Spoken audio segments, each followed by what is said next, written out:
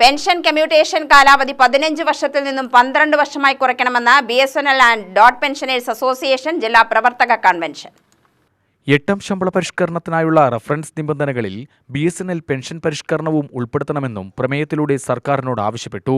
പാലക്കാട് നടത്തിയ ജില്ലാ പ്രവർത്തക കൺവെൻഷൻ BDPA സംസ്ഥാന പ്രസിഡന്റ് K. ജ്യോതിപ്രകാശ് ഉദ്ഘാടനം ചെയ്തു.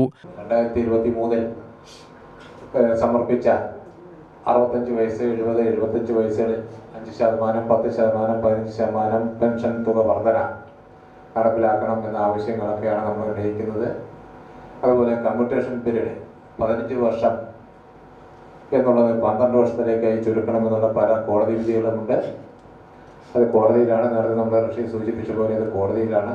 നമ്മുടെ എല്ലാം 70 ആകുമ്പോഴേക്കും ഏകദേശം ആ 12 വർഷം എന്നുള്ളത് 60 എന്നുള്ള 72 വർഷം ആകുമ്പോഴേക്കും നമുക്കാവുമെന്ന് പ്രതീക്ഷിക്കാം. ജില്ലാ പ്രസിഡന്റ് AM റഷീദ് അലി അധ്യക്ഷനായി.